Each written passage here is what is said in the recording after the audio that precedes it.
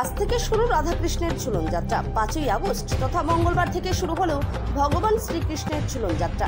এই ঝুলন যাত্রা চলবে আগামী 9ই আগস্ট পর্যন্ত। আগরতলার জগন্নাথ জিউ মন্দির ও স্কন মন্দিরে রাধাকৃষ্ণের ঝুলন যাত্রাতে সকাল থেকেই ভক্তবৃন্দের আগমন লক্ষ্য করা গেছে।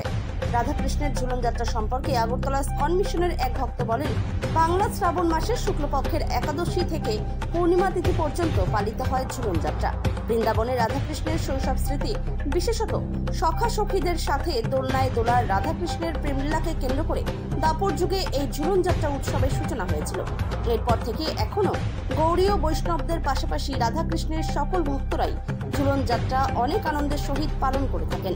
রাধাকৃষ্ণের এই ঝুলন যাত্রা উপলক্ষে আগরতলা জগন্নাথ জিউ মন্দির এবং স্কন মন্দিরে প্রত্যেক দিনই থাকবে বিভিন্ন ধর্ম বিষয়ক আলোচনা, কীর্তন, পাশাপাশি ভক্তদের জন্য মহাপ্রসাদের ব্যবস্থা। তাছাড়া আগরতলা জগন্নাথ জিউ মন্দিরে থাকবে শ্রী ভগবত লীলা প্রদর্শনী। আমরা ইস্কন আগরতলার পক্ষ থেকে আগামীকাল অর্থাৎ পবিত্র উৎপন্না একাদশী থেকে ঝুলন যাত্রা উৎসব শুরু হবে। আগামী বলরাম পূর্ণিমা অবধি চলবে ঝুলন যাত্রা। ঝুলন যাত্রা হলো এমন একটি সেবা, মন্দিরে সাধারণত ভগবানের সেবা পূজারি করে থাকেন, কিন্তু ঝুলন যাত্রার সময় সুযোগ পাওয়া যায় সাধারণ লোকও ভগবানের ঝুলনায় দুলে ভগবানের সেবা করে। তাদের ভগবানের সেবা যদি করা হয়, দুলনা দেওয়া হয়, তাহলে যে করবে বা যে দর্শন করবে দুলনার মধ্যে ভগবানকে, তার পুনর্জন্ম আর হবে না, পুনর্জন্ম না ঘটতে। সাধারণত শ্রাবণ মাসের এই শুক্ল একাদশী থেকে শুরু হয় এই ঝুলন পূর্ণিমা অবধি।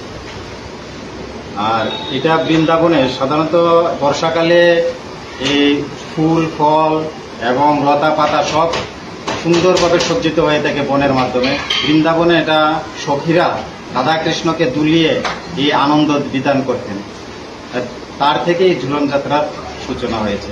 আর এখন সমস্ত বৈষ্ণব ভক্তরাই ঝুলন যাত্রা উৎসব পালন করে থাকেন। আমরা ইস্কন আগরতলা এবং ইস্কনের প্রত্যেকটি শাখা এই ঝুলন যাত্রা উৎসব উদযাপন করবেন। আগামীকাল পবিত্র উৎপন্ন একাদশী থেকে শুরু হবে, বলরাম কি কি অনুষ্ঠান রয়েছে?